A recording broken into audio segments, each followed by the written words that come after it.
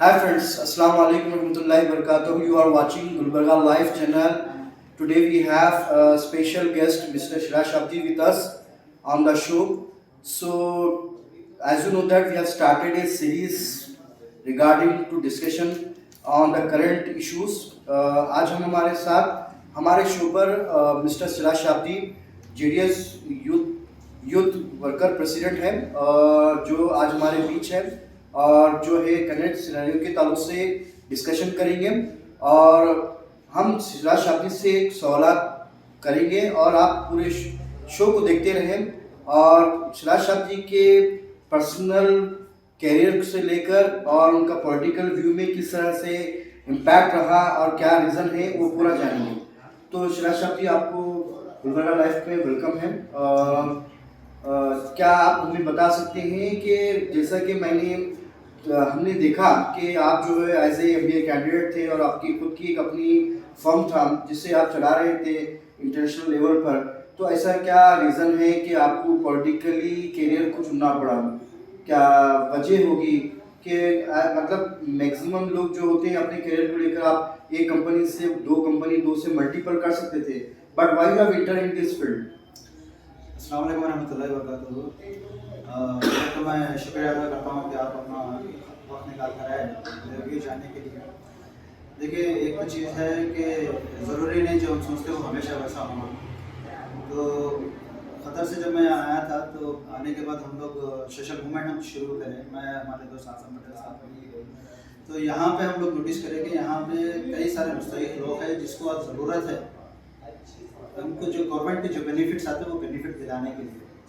तो जैसे जैसे मुसलसल हमारा एक पहला प्रोजेक्ट हुआ था वजीफ़ा का पेंशन कैंप किए थे, जिसमें कई ज़्यादा जो बेवाएँ हैं और जो मुस्तहिक है, जो गरीब बुजुर्ग है, वो लोगों को पेंशन करा के दिए हम लोग। वहाँ से एक मोटिवेशन हमारा शुरू हुआ। जब हम देखें उनका दर्द, उनकी दुआएँ, उनकी खुशियाँ जब देखने के बाद हम ये करेंगे भाई कि क्यों ना हम बिज़नेस के साथ साथ ये मूवमेंट, ये सोशल मूवमेंट को भी हम हमारे ज़िंदगी का हिस्सा बनाएं, जहाँ पर जो अल्लाह ताला जो हमारे को एक स्किल दिया, एजुकेशन की जो एक ताकत दिया, वो ताकत से अगर 4 लोगों का फ़ायदा हो रहा, तो इसलिए हम लोग सोशल मूवमेंट स्टार्ट किए। अच्छा, जब आप सोशल मूवमेंट स्टार्ट करें तो उसको कंटिन्यू कर सकते थे, तो ऐसा क्या रीज़न होगा कि आपको पॉलिटिकली पार्टीज का सहारा लेना पड़ा? नहीं, देखिए, सोशल मूवमेंट सोशल NGO से या फिर political will say social movement हमारा कंटिन्यू नहीं चल रहा। हमारा यहाँ पर हम कोई पॉलिटिकल व्यू से बोले तो लोगों को हम बताया कि देखिए कैसा है, जब हम सोशल NGO से जब वर्क कर रहे थे, वी हैव नोटिस कि हम जितने भी प्रोटेस्ट किए, अब देखिए प्रोटेस्ट किया लगभग 6 केस अब तक मेरे पर फाइल हुए मेरे पास, मैंने वॉज इन सोशल NGO। और उसके बाद हम सोशल NGO से जितने भी हम मेमोरेंडम देते, कोई इश्यूज़ के ऊपर देते, तो आज बीजेपी की ये हुकूमत और ये जो आज की जो हालात है, ये हालात में बीजेपी हुकूमत से जितना भी एडमिनिस्ट्रेशन है, डिपार्टमेंट है, कहीं ना कहीं ये लोग बंधे गए हैं उससे। और जो मेमोरेंडम एक सोशल एक्टिविस्ट के बुनियाद पर मेमोरेंडम देते हैं, वो मेमोरेंडम की आज कोई वैल्यू नहीं है। आज they are keeping aside our memorandum. इसलिए पॉलिटिकल विंग हम इसलिए पॉलिटिक्स इसलिए जुड़े क्योंकि पॉलिटिक्स बीजेपी को अगर हमारे को हराना है और बीजेपी का नामो निशान अगर कर्नाटक से मिटाना है, तो एक सोशल एक्टिविस्ट उसको नहीं मिटा सकता। गंदी सियासत को अच्छी सियासत से ही मारा जा सकता है, वही एक ऑब्जेक्टिव से हम लोग सियासत में आए। अच्छा, जैसे कि जब आप पॉलिटिक्स में तो आए थे कि एक सेकुलर पार्टी, हमने देखा कि आपके कई स्पीचों में कि आम आदमी party is the best party, कि आप हमें सपोर्ट करो, फिर ऐसा क्या आपकी रीज़न होगी कि आम आदमी को छोड़कर जो है फिर आपने JDS की तरफ रुख किया? तो दूसरी भी सेकुलर पार्टीज थे जैसे कि कांग्रेस है और भी दीगर जा सकते थे हम, पर्टिकुलर फिर एक पार्टी से दूसरी पार्टी में जम, दूसरी से फिर व्हाट नेक्स्ट? नहीं, देखिए, आम आदमी पार्टी से हम लोग रिज़ाइन इसलिए किए क्योंकि एक इंसिडेंट हुआ था हम लोगों के साथ। बीजेपी एक एंटी कन्वर्जन धर्म परिवर्तन बिल वो लोग ड्राफ्ट कर रहे थे। जब ड्राफ्टिंग की पोजीशन पे था, वो टाइम पे आम आदमी पार्टी यूथ की जानिब से हम लोग एक प्रोटेस्ट ऑर्गेनाइज किए थे। तो ये प्रोटेस्ट का स्टेट से हमारे को ऑब्जेक्शन आया कि स्टेट बोला कि आप ये प्रोटेस्ट नहीं करेंगे क्योंकि ये कहीं ना कहीं it will affect to their vote bank. ठीक है, तो जब माइनॉरिटीज़ की बात आ रही है, अब ये धर्म परिवर्तन जो एंटी कन्वर्जन बिल इतना डेंजरस बिल है जो डायरेक्टली माइनॉरिटी, खासतौर पर मुस्लिम और हमारे उलमा इकरामों के ऊपर बहुत बड़ा इफेक्ट है वो। तो वही दिमाग में रखकर हम लोग प्रोटेस्ट करें, बट स्टेट आम आदमी पार्टी स्टेट वो हमको नहीं करने देते थे।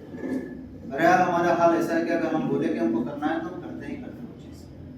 तो हम बराबर करें प्रोटेस्ट, उसके बाद वो लोग एक्सप्लेनेशन पूछे, we have put down our resignation. क्योंकि चाहे वो आम आदमी पार्टी हो चाहे वो जनता दल पार्टी हो, जिस वक्त हमको हमारे माइनॉरिटी और हमारे कौम के वास्ते आवाज़ उठाने से रोकेंगे तो I am the first person, मैं पहला रहूँगा जो रेजिग्नेशन डालूंगा।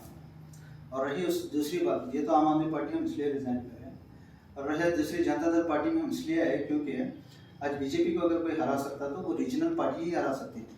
आप देखिए तमिलनाडु में देखिए, केरला में देखिए, तेलंगाना में देखिए, आंध्रा में देखिए, ठीक है, महाराष्ट्र में देखिए, वेस्ट बंगाल में देखिए, वहाँ पे कांग्रेस नहीं हराई बीजेपी को, सिर्फ रीजनल पार्टी, आम आदमी पार्टी दिल्ली में, पंजाब में भी आम आदमी पार्टी, तो रीजनल पार्टी ही बीजेपी को डिफीट कर सकती है।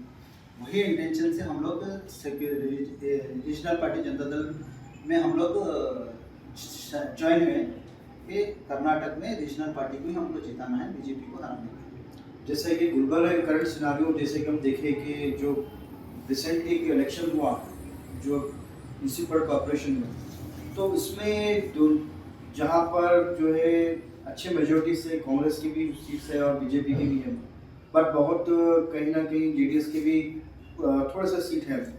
तो आज भी देखिए पॉलिटिक्स के अंदर इतना है कि कोई पार्टी अपना मेयर नहीं बना पा रही, तो उसमें जनता दल वालों का क्या मतलब ये है कि भी क्या करेंगे वो next step?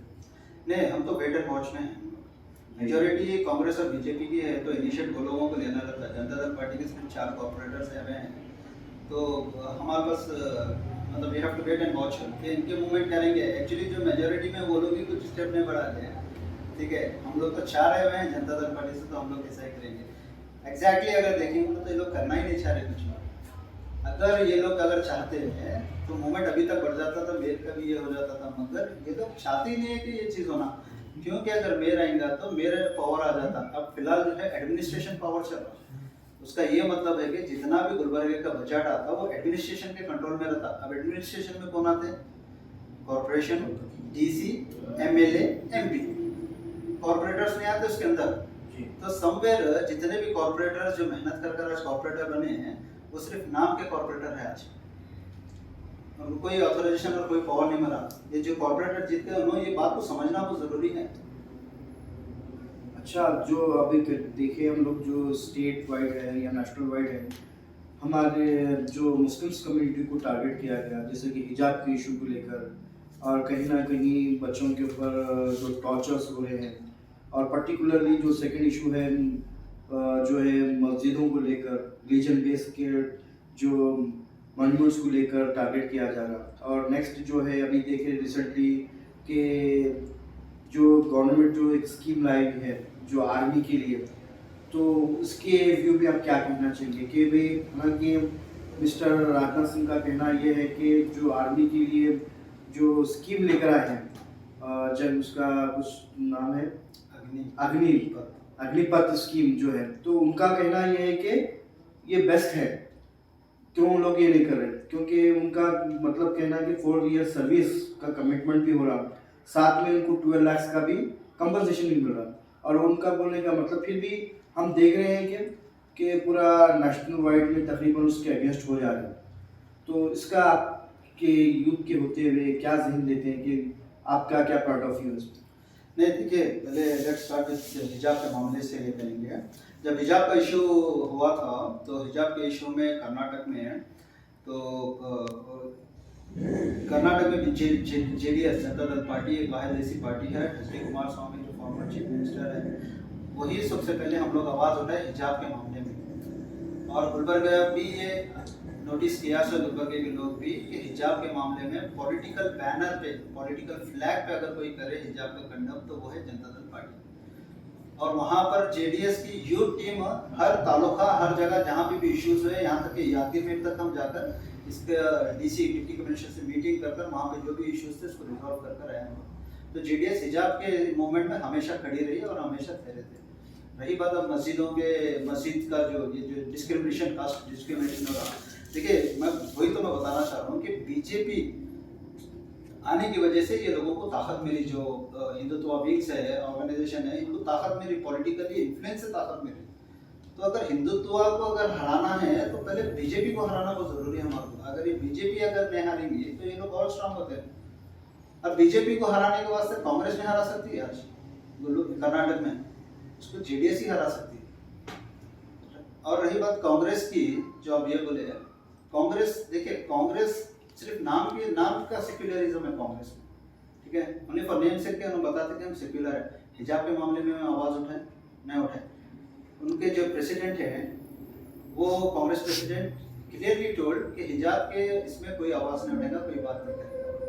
But where as in Janata Dal HD. Kumar स्वामी पूरे वॉलंटियर्स, पूरी टीम को बोले कि हिजाब पे इस पे कंडक्ट करो और इस पे बात करो और सपोर्ट करो मेरा, ठीक है। फर्क देखें यहाँ पर, तो नाम के सेक्युलर है वो लोग, काम के सेक्युलर नहीं है वो लोग। खाली Muslim is a vote bank for Congress, ये हमारी आवाम को समझना बहुत ज़रूरी है ये बात को इस पे। और तीसरी जो अग्निपथ की स्कीम की जो बात कर रहे हैं, आप अगर गौर करेंगे बोले तो गुलबर्गा, शायद कर्नाटक में गुलबर्गा में हम लोग ही जनता दल वाले हैं जो पहले ये चीज़ को कंडेम करें कि यूथ टीम के तरफ से अग्निपथ स्कीम को कंडेम करते हैं, क्योंकि ये यूथ के करियर के साथ खेलने वाली स्कीम है। 4 साल की नौकरी, उसके बाद वो लोग after 4 years they provide some loan और सेल्फ एम्प्लॉयमेंट को प्रोग्राम करेंगे। इसमें रिसेंटली बीजेपी के नेताओं के कमेंट्स आए हैं कि अग्निपथ के 4 साल होने पर they get security guard job in BJP office. अच्छा, आपको सिक्योरिटी गार्ड का जॉब देंगे, आपको कपड़े कैसे धोना वो सिखाएंगे, आपको सेल्फ एम्प्लॉयमेंट देंगे। ये इनकी जहन है कि ये लोग आवाम यूथ को आगे बढ़ने नहीं देते बीजेपी। तो कहीं ना कहीं ये यूथ के करियर से खेलने वाली स्कीम है ये, इसलिए हम लोग पहले ही कंडेम करें और बराबर हम स्टैंड लेंगे इसको। सो आपसे बात करके बहुत अच्छा लगा। इंशाल्लाह फिर हम नेक्स्ट एपिसोड के साथ फिर शिरा शाब्दी को फिर नेक्स्ट पार्ट 2 में आपसे मुलाकात होगी। Keep watching Gulbarga live. Thank you. जय हिंद। So at last we have spoken to you. So मैं ये चाहूँगा कि आप हमारी जनता को कुछ मैसेज दें। देखिए, मैं गुलबर्गा के आवाम को ये कहना चाहता हूँ कि असेंबली इलेक्शन आने वाले हैं। ये असेंबली इलेक्शन ही एक ऐसे इलेक्शन है जहाँ पर हम और हमारे बच्चों के मुस्तकबिल बना सकते हैं, संवार सकते हैं या बिगाड़ सकते हैं हम लोग। क्योंकि अब जो मौजूदा हालात जो बीजेपी हुकूमत की तरफ से चल रहे हैं, ये जो कास्ट के धर्म की बुनियाद पे जो आज भाईचारा ख़राब कर रहे हैं, ठीक है, और कारोबार पे इफेक्ट कर रहे हैं, ये सारी चीज़ें कहीं ना कहीं आने वाले असेंबली इलेक्शन में हम लोगों को उसके लिए बीजेपी के अपोज ठहर कर पूरी आवाम को एक मुत्तहिद होकर लड़ना है। और एक बार गुलबर्गा ही नहीं, गुलबर्गा डिस्ट्रिक्ट, कर्नाटक स्टेट से हमारे को बीजेपी को हराना है। हम जो बात करते हैं शरीफ साहब, हम बात कर रहे हैं एजुकेशन डेवलपमेंट की, हम बात करते हैं हेल्थ सेक्टर इम्प्रूवमेंट की, हम बात करते हैं सोशल एंड सिक्योरिटी डेवलपमेंट की, हम बात कर रहे हैं कि जो हमारे माँ बहनें जो संघों में जाकर आज परेशान हैं, आज इसलिए परेशान है क्योंकि उनके पास कोई सेल्फ एम्प्लॉयमेंट प्रोग्राम नहीं है। मौजूदा हालात में इलेक्टेड रिप्रेजेंटेटिव के जो 4 साल गुजरे, 4 साल में एक भी सेल्फ एम्प्लॉयमेंट प्रोग्राम वो लोग औरतों को लगा के नहीं दिए। आज हमारे बच्चे एजुकेशन में पीछे होते जा रहे हैं, आज हमारे बच्चों को बेरोजगारी नहीं है। गुलबर्गे में इंडस्ट्रीज क्यों नहीं है, गुलबर्गे में फैक्ट्रीज क्यों नहीं है? जब सवाल पूछेंगे तो बोलेंगे कि गुलबर्गे में पानी की किल्लत है, मगर सॉफ्टवेयर कंपनी के लिए पानी की ज़रूरत नहीं है यहाँ पे। Now we have railway, now we have airport also. तो हम ये चाह रहे हैं कि भाई आने वाले वक्त में कांग्रेस और बीजेपी को यहाँ से हरा के जनता दल पार्टी को लेकर आना है। और जितने भी हम बता रहे हैं हेल्थ सेक्टर इम्प्रूवमेंट की, एजुकेशन डेवलपमेंट की, सेल्फ एम्प्लॉयमेंट की, रोजगारी की, बच्चों को नौकरियाँ दिलाने की, गुलबर्गे में इंडस्ट्रीज लाने की, इंडस्ट्रीज डेवलपमेंट, फैक्ट्री डेवलपमेंट, ये सब लाने की, ये सब चीज़ें जनता दल के बैनर पे ही होगा। क्योंकि पिछले कई सालों से कांग्रेस देखते आए हुए हैं, लोग देखते आए हुए हैं कि कांग्रेस का मूवमेंट क्या हो। ये पिछले 4 साल में सिर्फ इनाग्रेशन चले, फंक्शन चले, ठीक है, बर्थडे चले, बर्थडे बनाना, ये करना, यही चले। काम की बुनियाद पे बात करो। रोड देखिए, road it's not a basic necessity. Road बना रहे आप, ये खम्भों का ये करे बोले तो ये नहीं, एमएलए का काम ये नहीं। एमएलए का काम है जॉब एम्प्लॉयमेंट की बात करना, एमएलए का काम है एजुकेशन की बात करना, ठीक है। आज हमारे कौम में, मुस्लिम कम्युनिटी में है, रिलेटिव्स में पीछे इसलिए हो रहा है क्योंकि आज हमारे लोगों के पास पैसे नहीं है बच्चों को पढ़ाने के लिए। तो फ्री स्कीम्स के, एजुकेशन के ला कर बच्चों को पढ़ा सकते थे लोग। हेल्थ इंप्रूवमेंट में कोविड के टाइम पे देख लिया सो है, कोई इलेक्टेड रिप्रेजेंटेटिव रोड पे नहीं उतरा, वहाँ पर सोशल एक्टिविस्ट रोड पे उतर के लोगों की मदद की। तो हॉस्पिटल सेक्टर्स की इम्प्रूवमेंट की ज़रूरी थी, पीएचसी सेंटर्स की इम्प्रूवमेंट की ज़रूरत है। ये सब चीज़ें कहाँ हो रही हैं, यहाँ पे नहीं हो रहे। तो गुलबर्गे के तमाम को मैं ये मैसेज देना चाह रहा हूँ कि भाई आप लोग इस आने वाले असेंबली में इलेक्शन में मुतहिद हो जाइए। हमेशा जो हम गलती करते हैं, कांग्रेस को जिताते हैं, ये बार ये काम हमको नहीं करना है। हमको ये बार Janata Dal party regional party को जिता के लाना है। वो रीजनल पार्टी एक ऐसी पार्टी है जो बीजेपी को डिफीट दे सकती है और बीजेपी का नॉमिनेशन यहाँ से बिठा सकती है। Thank you. Thank you, Siraj Shapti, for giving a valuable time making this program successfully. So keep watching Gulbarga Live. Jai Hind.